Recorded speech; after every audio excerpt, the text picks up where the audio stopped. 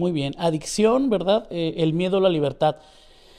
Y puse un subtitulito por ahí que dice o filosofía a cuentitos, ¿sale? Vamos a tratar de reflexionar en torno a dos textos que me gustan mucho.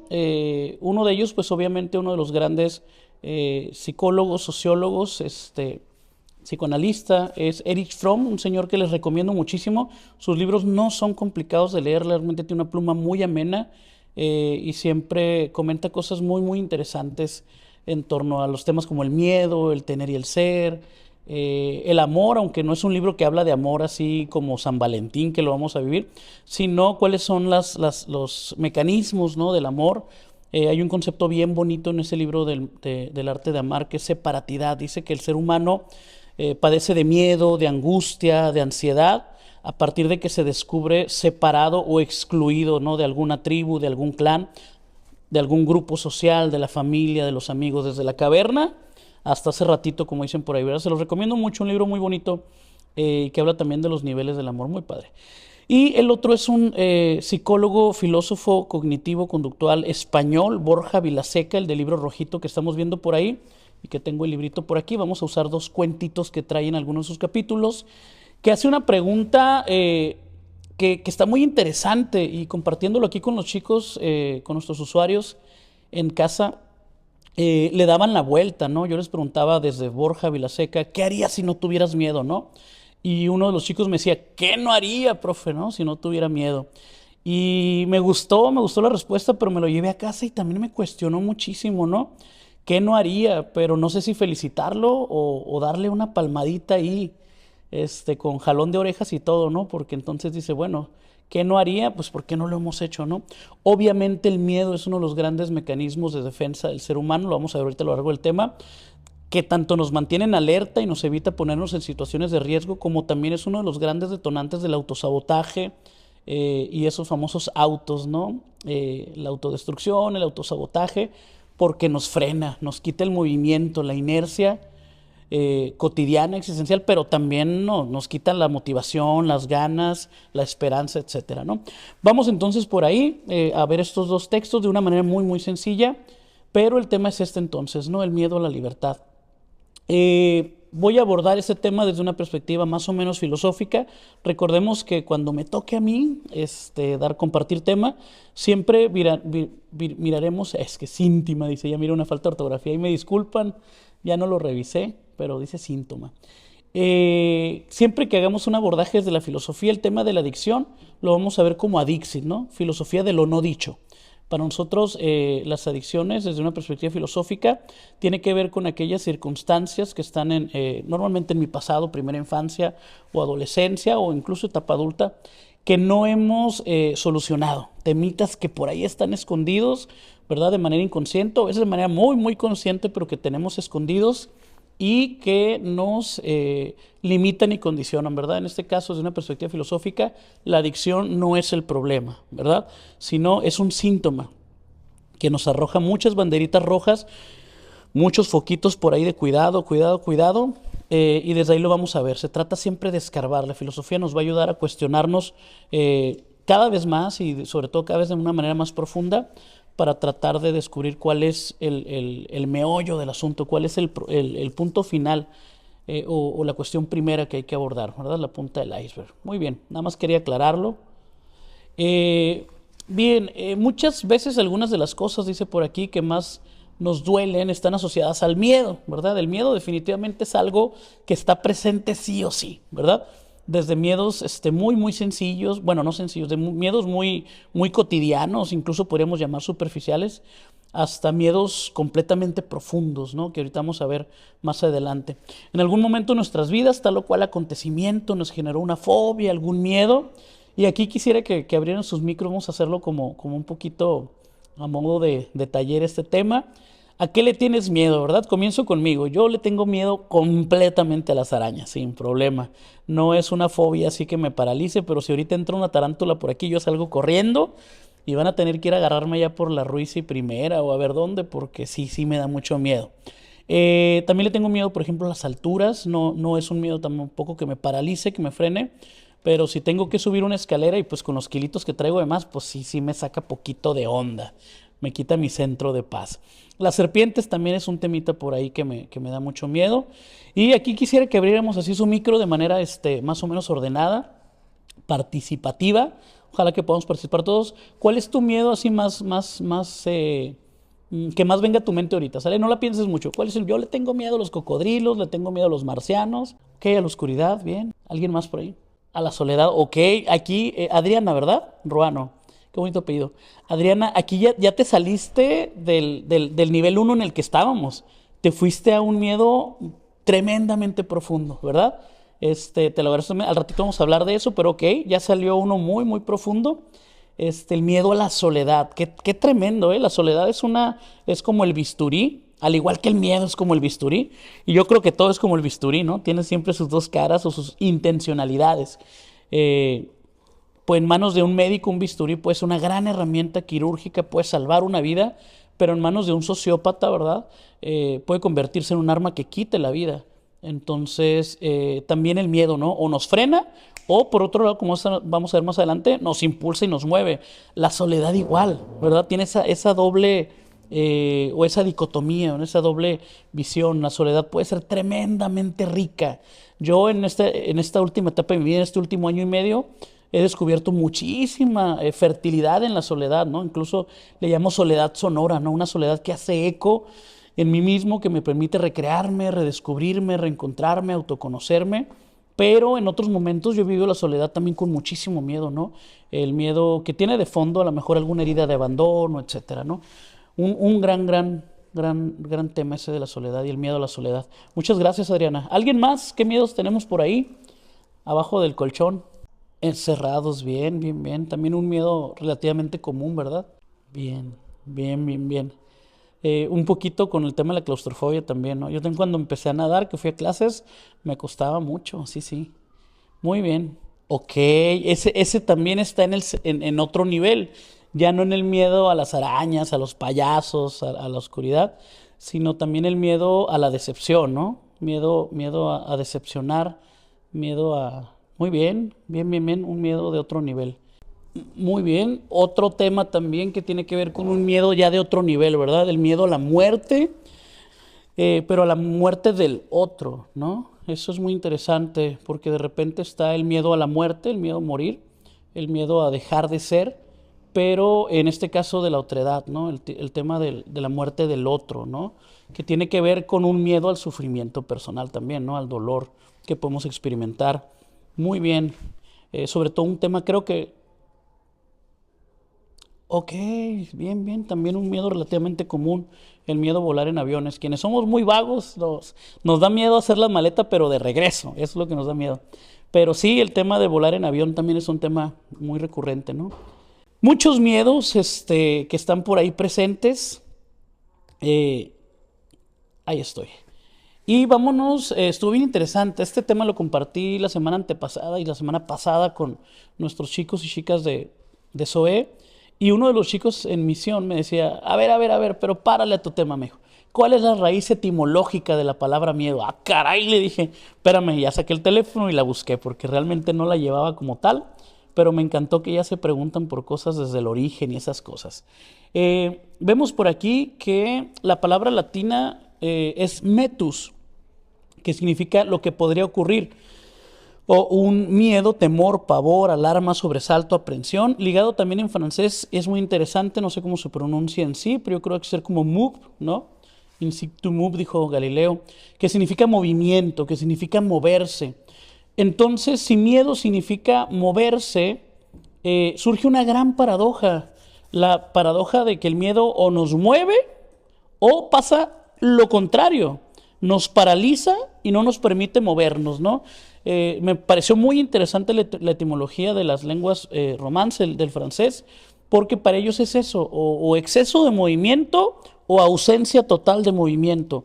Entonces creo que la palabra sentido miedo cobra mucho sentido desde esta visión del moverme exageradamente, ¿no? El salir corriendo, el salir huyendo si se me apareció el dinosaurio abajo de la cama, ¿verdad?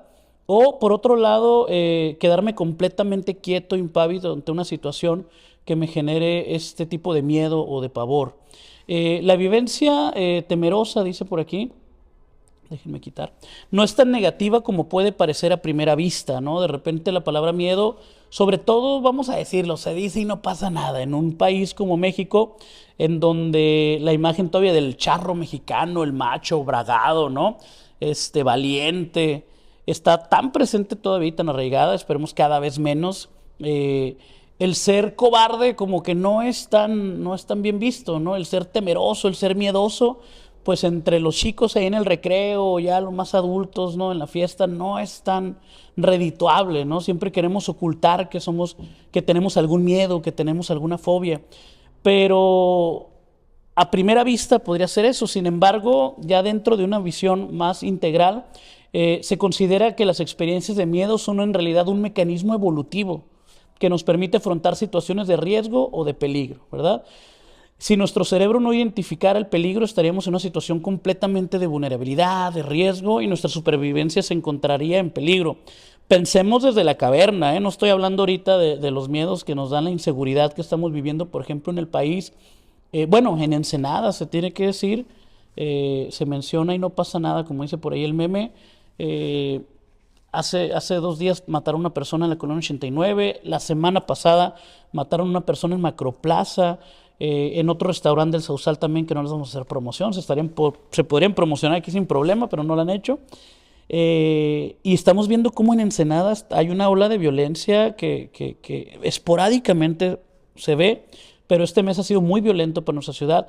Yo de repente que ando por ahí en la calle, en el trabajo y cosas así, pues sí me da miedo salir ante tantas olas y situaciones de violencia, pero hablo desde la misma caverna, ¿no? Como el saber que andaba por ahí el tiranosaurio, pues me hacía no salir de la cueva, no salir de la caverna, ¿no?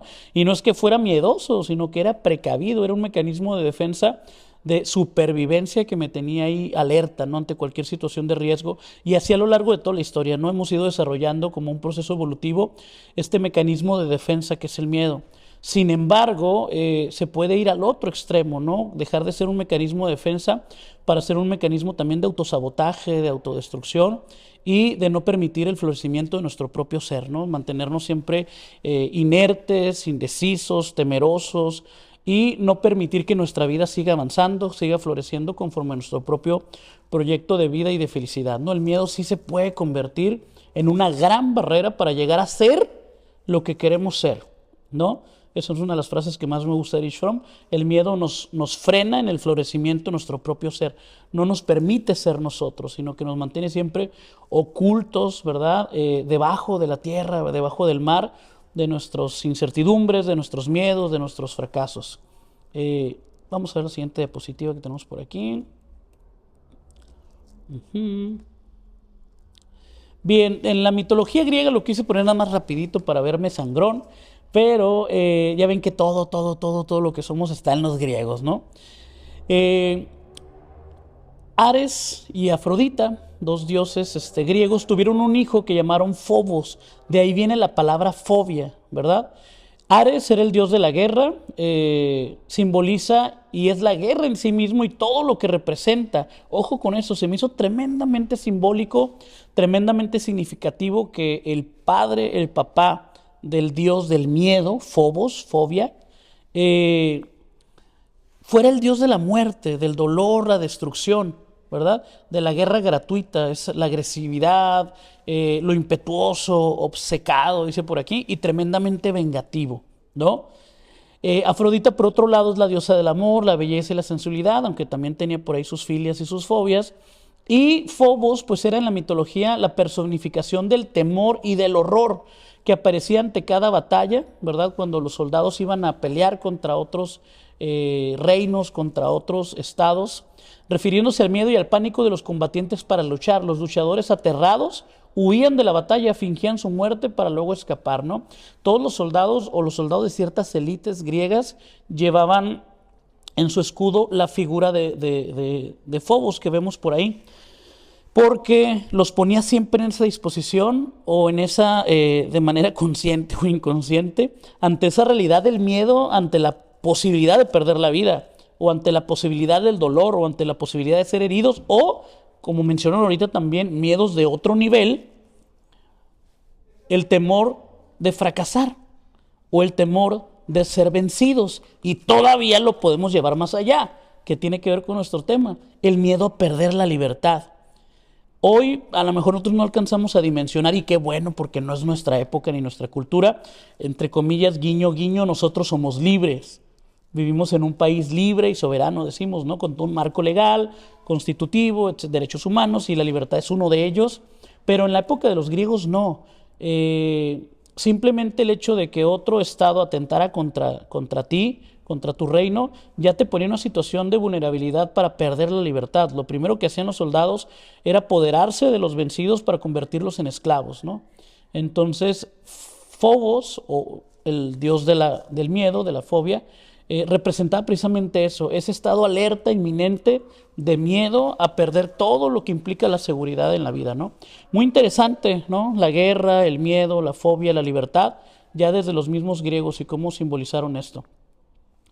Vamos a leer les voy a leer un pequeño texto, está poquito larguito y muy aburrido, es cierto, no tanto, pero seguramente ya lo conocen, es un texto bastante conocido. Sin embargo, este señor que tenemos aquí enfrente, Borja Vilaseca, hizo una reinterpretación un poquito interesante, añadiendo algunos elementos sobre el famoso texto de la vaca, ¿verdad? Una familia que tenía una vaca y era todo su sustento y era todo su patrimonio y era todo lo que día a día les permitía seguir sobreviviendo.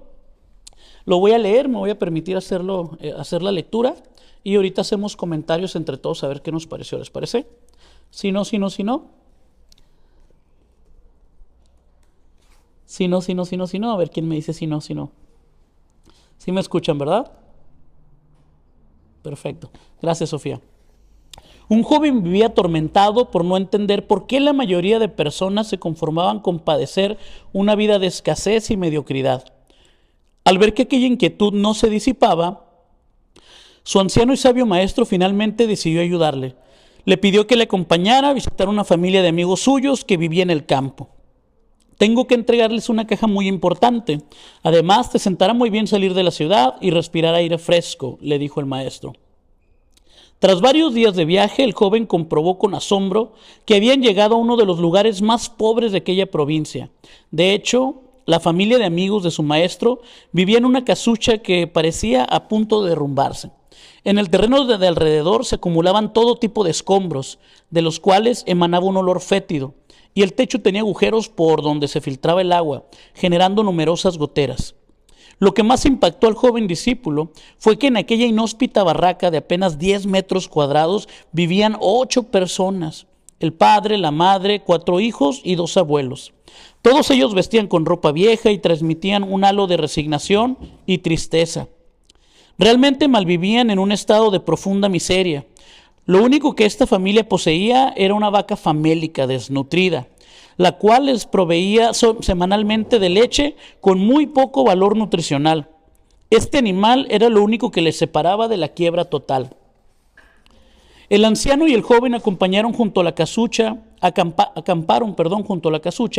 y pasaron ahí la noche como pudieron.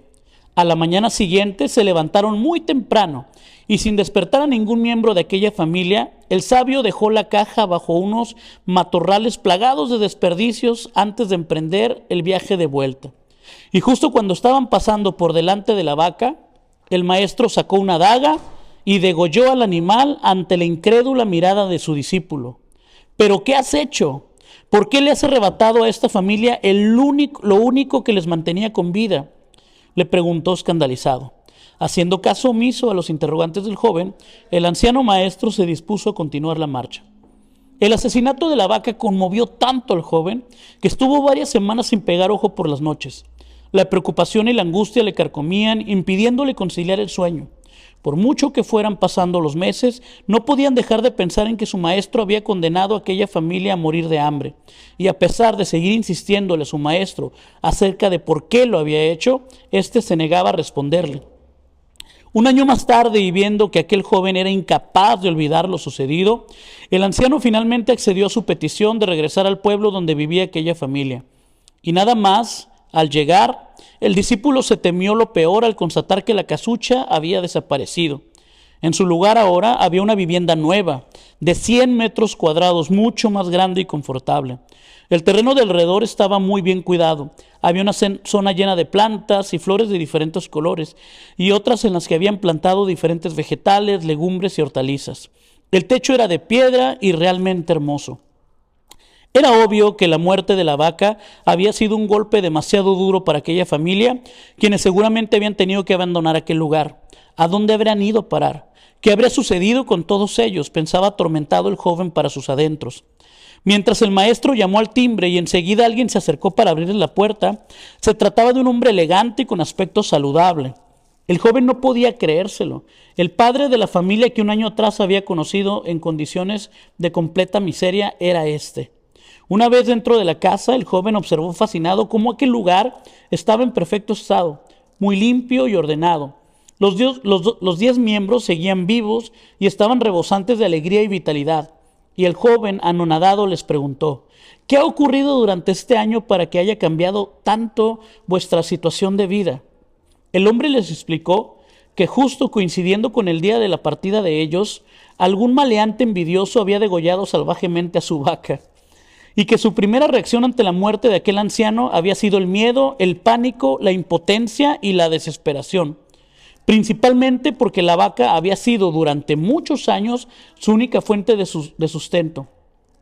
Poco después de aquel trágico día, continuó relatando el hombre, decidieron que tenían que espabilarse para poder sobrevivir y prosperar.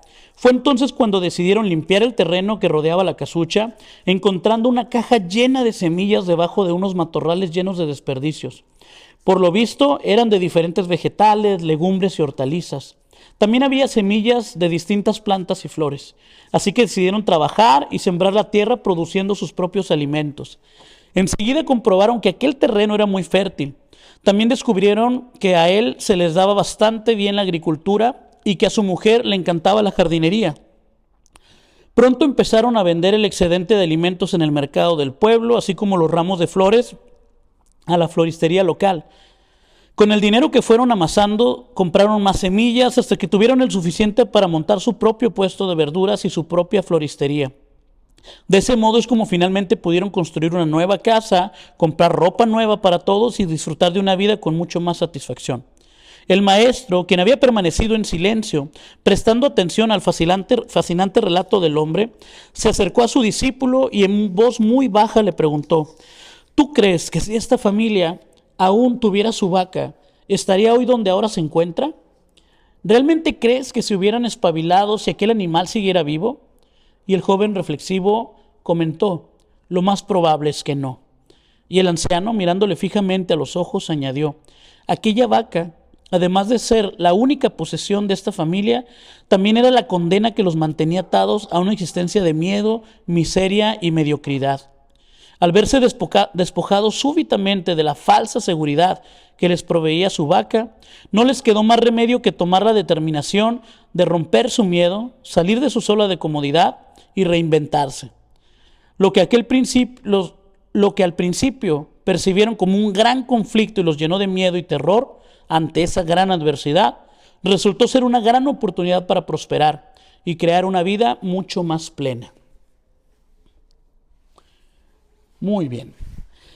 ¿Dudas, comentarios, sugerencias, reclamos, patadas, pellizcos? ¿Qué pasó con este cuento? Ya lo habíamos escuchado en otra versión, ¿verdad? Yo ya lo recuerdo de algunos talleres, clases. ¿Qué escuchamos ahorita? Comentarios, abrimos micrófonos quien guste. El texto lo dice mismo, ¿no? La zona de confort. Muchas veces el miedo puede ser nuestra zona de confort. No estamos satisfechos con la vida que vivimos. Estoy hablando de otro país, de otro planeta y entre marcianos, ya saben, ¿eh? Entre nosotros no se da, pero sí hay muchas situaciones o circunstancias que a partir del miedo al cambio, del miedo a lo diferente, o también hay una canción de un chico que se llama Miguel Insunza, que tiene una frase que me encanta, que dice: a veces la felicidad da miedo, ¿eh?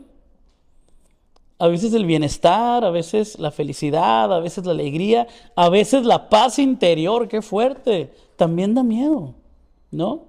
Y nuestro tema de hoy, a veces la libertad da miedo. Ahorita les voy a compartir algunos testimonios por ahí. Y sí, resulta necesario matar a nuestra vaca. Si queremos tener otra situación, estar en otras circunstancias, tener otras expectativas y otras experiencias realizables y que nos autorrealizan también en la vida, muchas veces tenemos que matar a la vaca. Pero pobre vaquita, miren la qué bonita la puse por ahí de caricatura, sonriente, con su cencerro, bien llenita de leche. Pero muchas veces sí hay que matar a la vaca. Muchas veces sí hay que matar nuestros miedos. Y aquí me gustaría que participaran un poquito. Pues el cuento se narra por sí solo, ¿no? Y creo que la metáfora de la vida, de nuestra propia vida ante esta situación de esta familia y la pérdida de su vaca, pues es muy obvia, ¿no? Pero quisiera que reflexionáramos un poquito más, ¿cuál es tu vaca? ¿No? Seguramente ya la mataste o, estoy hablando de otro país, de otro planeta, entre marcianos, muy posiblemente seguimos viviendo de nuestra vaca que con mucha generosidad nos da leche, pero el texto es muy claro, era una leche con muy poco valor nutricional, era una vaca que no nutría, ¿no? Hacía malvivir a estas personas, o ellas decidían estar así, ¿no? ¿Cuál será tu vaca? Tú que estás ahí en casita, Noelia, Sofía, ya no veo quiénes más andan por aquí, pero ¿cuál será la vaca que, si ya la mataste, qué padre? Qué feo suena eso de matar a la vaca, ¿no? Asesinos de vaca. Pero si no, ¿cuál será aquel miedo, aquella vaca que nos mantiene en una zona de confort? Dentro, es una palabra muy fuerte, a mí no me gusta usar la palabra mediocridad, pero es muy interesante. Ocre significa terreno, zona, ocre, ¿no? Un acre, un ocre, medio, ¿verdad? La mediocridad, estar en el medio, no tomar partido ni izquierda ni derecha, no ir hacia enfrente ni hacia atrás, sino quedarnos otra vez. Recordemos miedo, ¿verdad? Move, sin movimiento, estacionados, estáticos, ¿no? ¿Cuál será nuestra vaca ahí en casita? Me gustaría que participaran, si se puede comentar. Recuerden que aquí todo lo que se comenta, gracias Paco, es para nuestro crecimiento y es con completa confidencialidad. Sí, algunos filósofos existencialistas, se llama Sartre, Camus, gente bien rara, hablan precisamente de ese miedo que nos provoca angustia, ¿no? Que nos provoca una ansiedad y una náusea, una especie de vómito existencial, donde no sabemos ni para dónde ir, ¿no? Pareciera que la vida ha perdido el sentido, que la vida realmente ya no tiene un rumbo y que ya no tiene sentido seguir caminando, seguir avanzando. Lo importante es lanzarse hacia enfrente, ¿no? Lanzarse al abismo. Hay algunos terapeutas que hablan de si le tienes miedo a las alturas, vete al bungee o vete al paracaídas, sí o sí. A mi papá le pasó una experiencia muy, muy interesante. Por parte de mi mamá, todos mis tíos en su época joven fueron pescadores. Y mi papá le tenía pavor al mar abierto. No tanto a la playita en la orilla, pero salir a mar abierto con ellos le causaba terror. Pues en una de esas un tío, el más joven de todos, lo invitó a pescar, ¿no? Y se fueron como pescadores ahí en San Ignacio, en Baja California Sur, de madrugada. Y pues le pone el chaleco, ¿no? Y ya en medio mar abierto no lo avienta de la panga, de la lanchita, lo agarró y lo arrojó. Y no, mi papá pataleaba hasta que, y no lo ayudaron, hasta que solo se estabilizó y empezó a flotar y se dio cuenta que no se iba a morir en el mar. Instinto de supervivencia, sí, ¿no?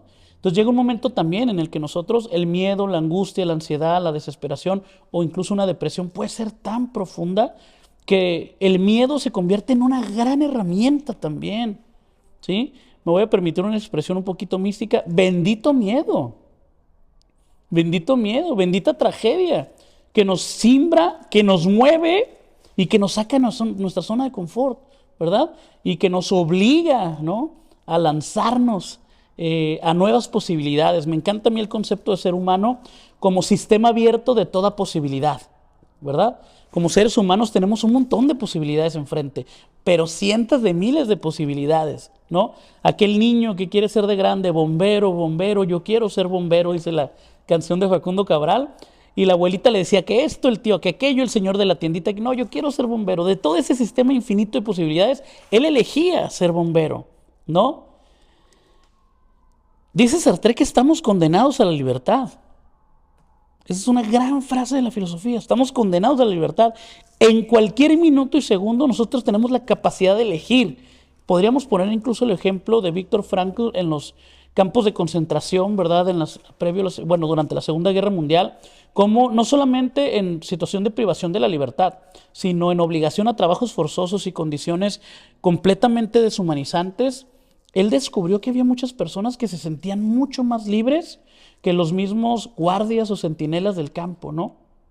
Pero había algo que los dotaba de sentido. Fuera de ese lugar de encierro, ¿verdad? Había algo que los hacía sentir libres, que los hacían sentir que tenían la necesidad de salir vivos de esa situación y que nada les quitaba el sentido, ¿verdad? O su libertad. Entonces, resulta muy interesante cómo para superar un miedo tenemos que enfrentarnos a él sí o sí, ¿verdad? No les digo que para que pierdan el miedo a las serpientes se vayan ahí a un lugar lleno de serpientes, pero bueno, de repente hay miedos que sí nos puede ayudar a superarlos y enfrentarlos, ¿no? Como ese ejemplo, pues, del paracaídas o del bungee. Muy bien, cuando ya no puedes cambiar una situación, dice el mismo Víctor Frankl, nos enfrentamos al reto de cambiar nosotros mismos. Bendito miedo, bendito conflicto, bendita tragedia. Si no la podemos cambiar, ¿verdad? Nos enfrentamos a ese reto de cambiarnos a nosotros mismos, de superarnos, de evolucionar, de transformarnos, de crearnos, de reinventarnos. Muchas gracias, gracias, gracias. ¿Quién más anda por ahí que quiera compartir? ¿Cuál es su vaca? Ya mataron a la vaca. Muchas gracias, Ana, por compartir de manera tan profunda y sobre todo tan personal, tan íntima. Muchas gracias. Creo que suma mucho la experiencia de todos y todos nosotros que estamos por aquí compartiendo esta tarde. Muchas gracias. ¿Alguien más que quiera compartir? Qué bonito es cuando nos abrimos también al encuentro del otro. Perder el miedo a que me conozcan, a que me vean, a exponerme, ¿no? Pero la riqueza es muy, muy grande cuando rompemos ese miedo al otro o a lo otro. ¿Alguien más, chicos, chicas? Para continuar con el tema, uno más. Muchas gracias, señora Murillo, muchas gracias por compartir. También, qué bonito compartir nuestras experiencias personales, ¿no? El miedo siempre va a estar ahí. Vamos a subirnos al otro nivel, ¿no? Vamos ahorita a ver algunos testimonios de los mismos chicos de aquí de Casa Misión y Fundación Zoe. Obviamente les puse algunos, ellos escogieron el anonimato, el nombre que íbamos a usar, algún filósofo, pero su visión sobre el miedo al miedo, decían ellos, ¿no? Yo tengo miedo a tener miedo, ¿no? Tengo miedo a frenarme, tengo miedo a que mi propia historia, los propios estigmas, mi propio autoconcepto, mi propia autovaloración, mi falta de amor propio, ¿verdad? Me frenen, ¿verdad? Entonces es precisamente eso. Muchas gracias por compartir y repito otra vez la frase, me encanta, de Víctor Frankl, cuando ya no puedes cambiar una situación, ¿verdad? Cuando ya estamos acorralados, nos enfrentamos al gran reto de cambiar nosotros mismos, ¿no? Le voy a sumar una frasecita ahí de San Sócrates que decía, una vida sin examinar no vale la pena ser vivida, ¿no? Si no me autocuestiono, si no me autoconfronto, ahorita hablaban de las creencias, ¿no? En psicología le llamamos creencias limitantes a todas aquellas ideas a veces súper irracionales, a veces no tanto, pero que nos están frenando, ¿no? Como decía ahorita la señora Murillo, cosas que no han pasado y que muy posiblemente no van a pasar, pero en mi mente ya se aventaron 3 o 4 películas completas, ¿no? Entonces, perder ese miedo realmente a tener una visión más realista y una visión también un poquito más asertiva, ¿no? De lo que nos está aconteciendo y de lo que nos está pasando y que a fin de cuentas, como decía Sartre, estamos condenados a la libertad. Las decisiones que tomamos son los que en gran medida constituyen la realidad que tenemos enfrente, ¿no? Hay un meme que me encanta, que está un señor desayunando, muy feliz, muy pleno, y llega un mesero y le dice, oiga, ¿usted qué toma? Porque diario viene y está feliz. O sea, ¿qué es lo que usted toma? Pues, ¿no? Café, leche, vodka, ¿qué toma? Y dice él, decisiones. Tomo decisiones, ¿verdad? Es un gran meme. Entonces, precisamente, el enfrentarnos a nuestros propios miedos nos ayuda con temor y temblor, decía un filósofo danés, Kierkegaard, ¿verdad? Con temor y temblor nos ayuda a tomar mejores decisiones y a construir nuestra propia realidad. Ahora, pregunta seria. Hay unos memecitos ahí para qué. ¿Qué harías si no tuvieras miedo? Pregúntatelo tantito, así, 30 segunditos. ¿Qué harías si no tuvieras miedo? O como me dijo uno de los chicos aquí, ¿qué no haría, profe? ¿No? ¿Qué no haría? Dijo. Y muy interesante el cambiarle también de manera positiva a negativa. ¿Qué no haría? ¿Verdad? Y yo esa tarde que lo platicamos por aquí en clase, llegué a casa y me sentí un poquito como triste, nostálgico de mí mismo, Porque también yo me apropié la frase, ¿no? ¿Qué no haría, no? ¿Y por qué no lo he hecho? Dije después en la noche, ¿no? Y genera cierta nostalgia, cierta melancolía, cierta ansiedad, pero el reto de recrearnos a nosotros mismos y romper constantemente con nuestros miedos está ahí latente, ¿no? Entonces la pregunta ahí queda, ¿sale? Te la dejo de tarea para el ratito en la almohada. ¿Qué harías si no tuvieras miedo, no? ¿Qué harías si no tuvieras miedo? Ahora sí, vámonos a lo profundo. Hace ratito hablábamos de arañas, alturas, serpientes, la suegra, ¿no? Nadie le tuvo miedo a la suegra nunca, ¿no? También de repente hay quienes le tenemos miedo. Los que no somos solteros no les tenemos, pero en nuestra mente sí le tenemos mucho miedo a una suegra, ¿no? Tóxica, no, es broma. Y en lo profundo, ¿cuál es el miedo de impacto? ¿Verdad? Puse algunas sugeridas, pero igual ahorita abro el micrófono para que compartan otra vez. Miedo a la soledad, ¿verdad? Lo mencionaban hace rato, de hecho. Miedo al fracaso, miedo a la muerte, también salió mencionado hace ratito. De repente, ¿no? Miedo a enamorarte, ¿no? O miedo a que te traicionen. Miedo al miedo, ¿no? Y como nos dirá nuestro autor de hoy, Erich Fromm, miedo a la libertad, ¿verdad? Yo en la clase, cuando compartí este tema con los chicos, hacíamos un recuento histórico de cómo a lo largo de toda la historia la conquista más grande de la humanidad siempre ha sido la libertad. De hecho, las guerras, ¿verdad? Desde los griegos, Egipto, Mesopotamia, Babilonia, Irak, Palestina, Rusia, siempre es perder libertad, perder autonomía. Era un miedo siempre presente, porque al perder la guerra te convertías en esclavos, ¿no? Te convertías en preso de guerra, perdías la libertad, la autonomía. Siempre está presente. La conquista de la humanidad a lo largo de la historia siempre tiene que ver con la libertad, no perder la libertad. Pero no voy a hacer recorrido histórico aquí, está muy de flojerita y no nos ayudaría tanto. Pero de repente si aventamos la pregunta, de hecho lo hacía yo con los chicos, ellos están ahorita en un momento de contención, le llamo yo al tratamiento, ¿no? Estar ya sea en casa, misión o fundación, no están privados de la libertad, pero pues tampoco pueden salir la gran mayoría de ellos a correr al Sullivan o por una tostada de ceviche ya la primera. Están en un espacio de contención, en un tratamiento, hay algunos que su tratamiento es diferente, pero muchos de ellos viven, sobre todo al principio del tratamiento, mencionaban ellos en estos días, la estancia en SOE como una pérdida de libertad, ¿no? Como estar presos, decían algunos de ellos. Sobre todo, insisto, al principio del tratamiento, después se van dando cuenta de que es un gran espacio de contención.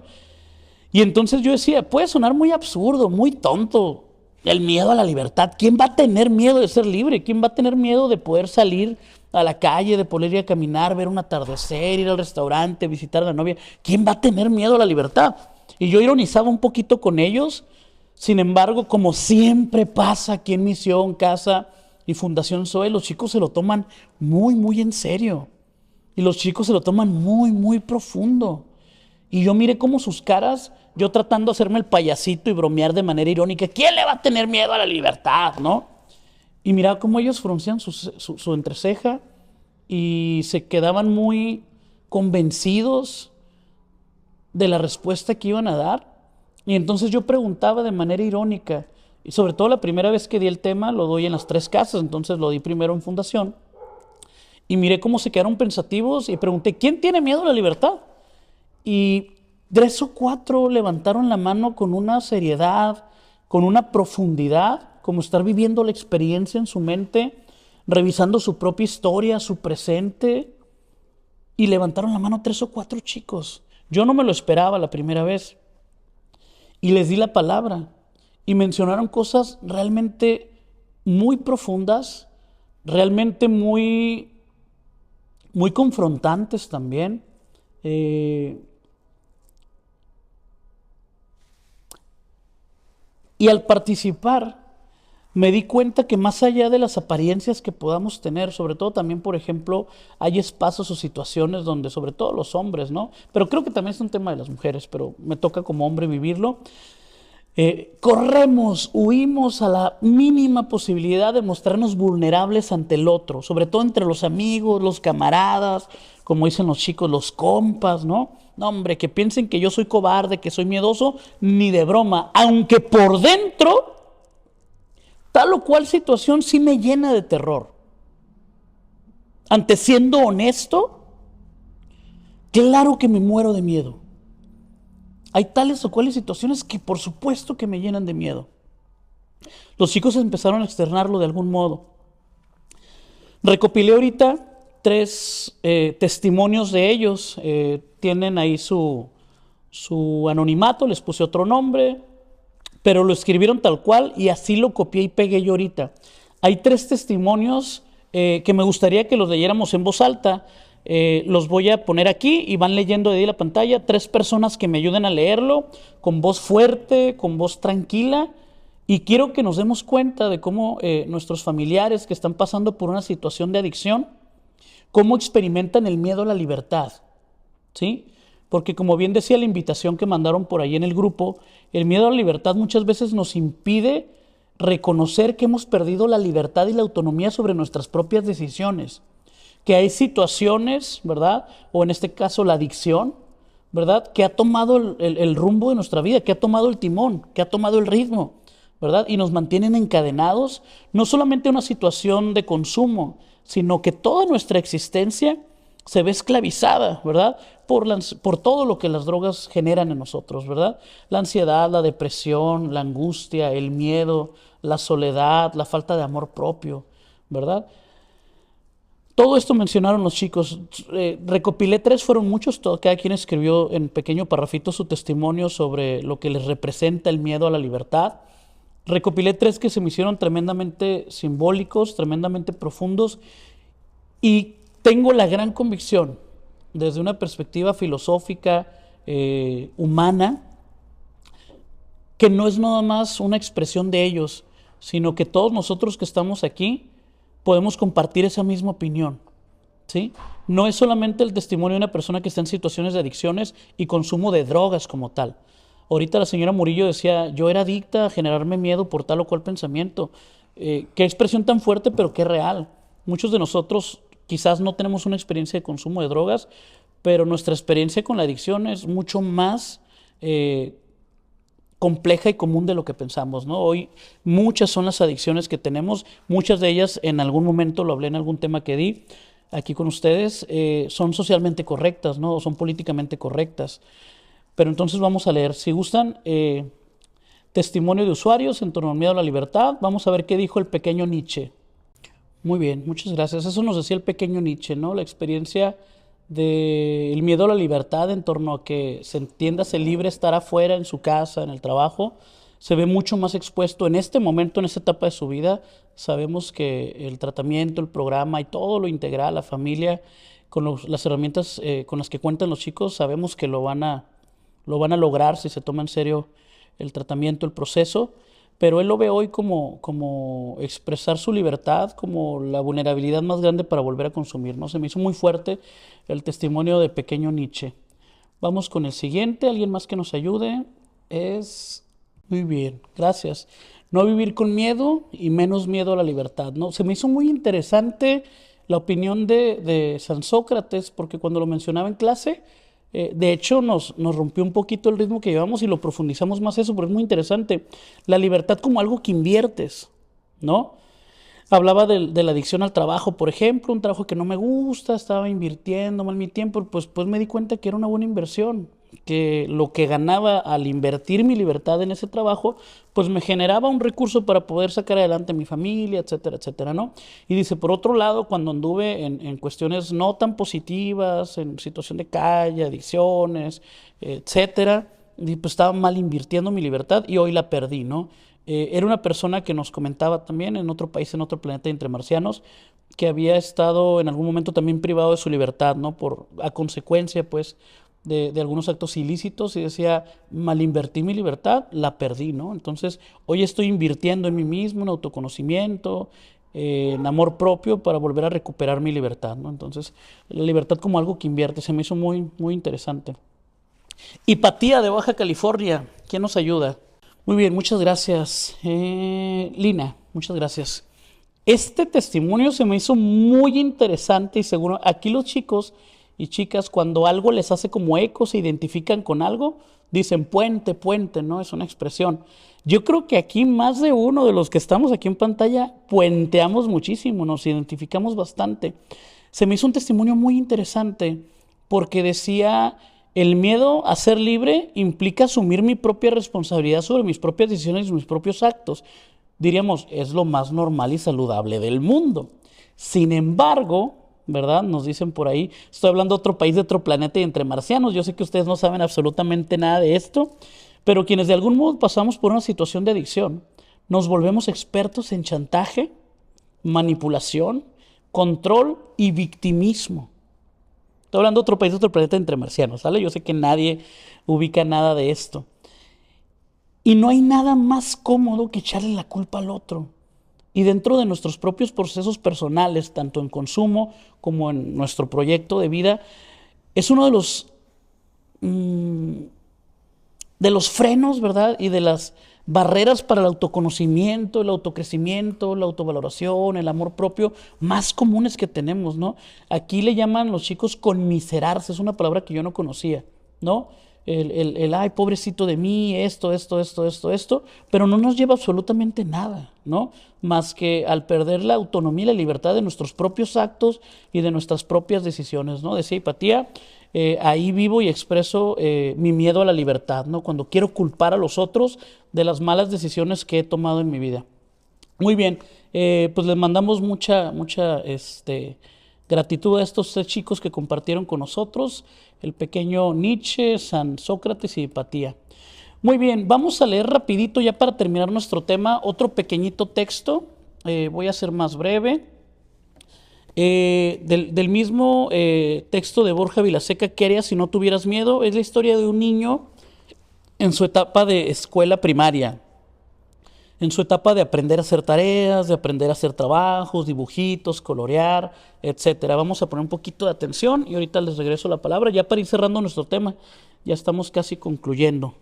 Había una vez un niño pequeño que estaba en clase de dibujo creativo.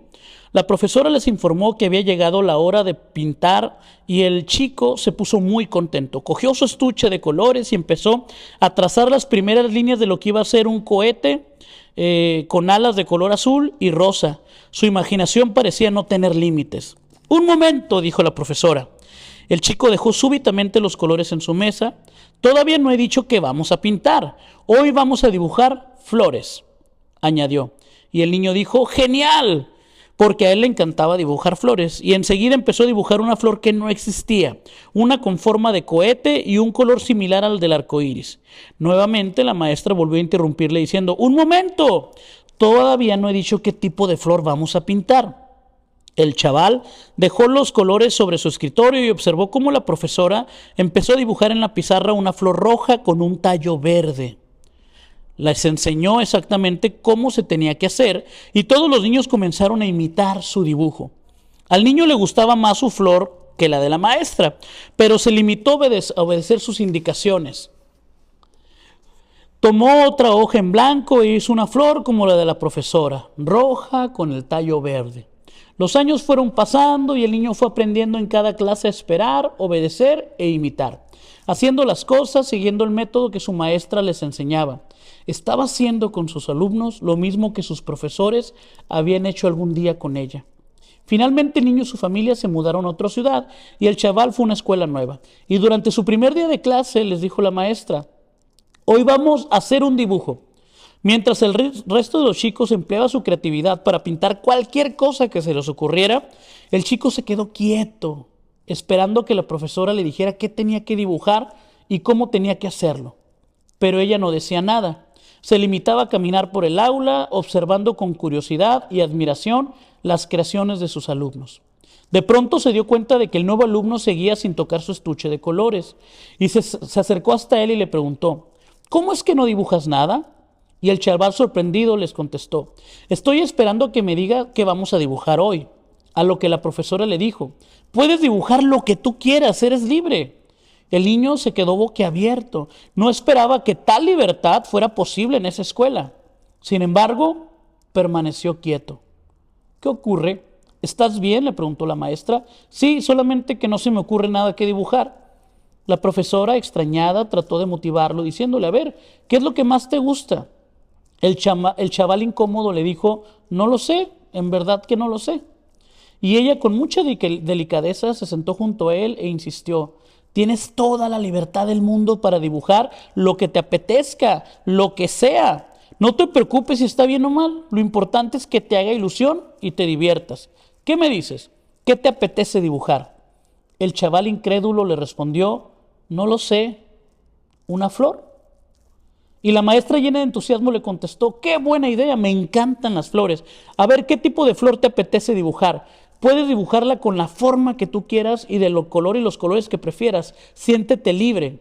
Y el chaval, con un brillo especial en sus ojos, le preguntó, ¿de la forma y el color que yo quiera? Y la maestra, asistiendo, le dijo con ternura, claro.